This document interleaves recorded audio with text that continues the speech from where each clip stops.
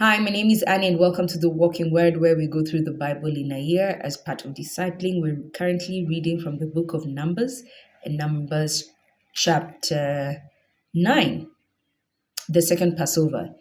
In the first month of the year, following the departure from the land of Egypt, the Lord said to Moses in the desert of Sinai, "Tell the Israelites to celebrate the Passover at the prescribed time. The evening twilight of the 14th day of this month is the prescribed time when you shall celebrate it, observing all its rules and regulations." Moses therefore told the Israelites to celebrate the Passover, and they did so, celebrating the Passover in the desert of Sinai during the evening twilight of the 14th day of the first month, just as the Lord had commanded Moses. There were some, however, who were unclean because of a human corpse. Aha. And so could not keep the Passover that day. These men came up to Moses and Aaron the same day and said, "Although we are unclean because of a corpse, why should we be deprived of presenting the Lord's offering at its proper time along with the other Israelites?" Moses answered them, "Wait until I learn what the Lord will command in your regard." Then the Lord then said to Moses, "Speak to the Israelites and say, if any one of you or your descendants is unclean because of a corpse, or if he is absent on a journey, he may still keep the Lord's Passover, but he shall keep it in the second month." So that month when it's meant to be done, sorry, gone. But you can do it once you become clean in the second month.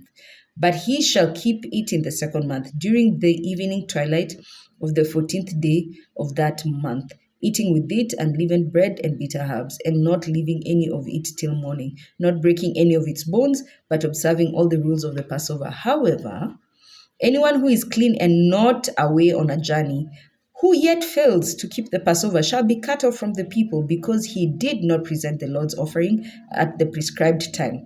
The man shall bear the consequences of his sin. If an alien who lives among you wishes to keep the Lord's Passover, he too shall observe the rules and regulations for the Passover. You shall have the same law for the resident alien as for the native of the land.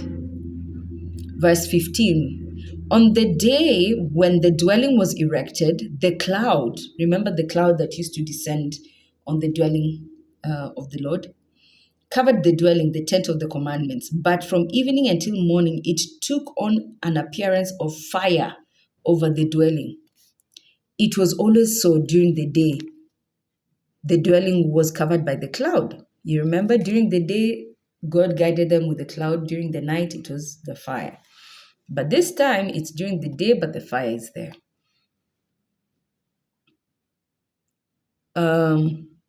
Which at night had the appearance of fire. Whenever the cloud rose from the tent, the Israelites would break camp. Wherever the cloud came to rest, they would pitch camp. At the bidding of the Lord, the Israelites moved on.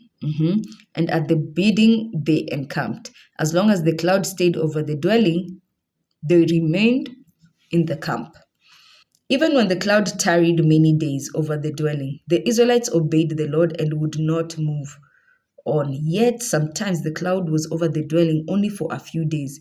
It was the bidding of the Lord that they stayed in the camp, and it was at his bidding that they departed. Sometimes the cloud remained there only from evening till morning, and when it rose in the morning, they would depart. Or if the cloud lifted during the day, or even at night, they would then set out. Whether the cloud tarried over the dwelling for 2 days or for a month or longer, the Israelites remained in camp and did not depart. But when it was lifted, they moved. Thus, it was always at the bidding of the Lord that they encamped, and at his bidding that they set out, even heeding the charge of the Lord as he had bidded them through Moses. So, and this is where we get the inspiration and the strength to only move when God moves. When God says we go left, we go left. When God says we go right, we go right. Chapter 10, we look at the silver trumpets.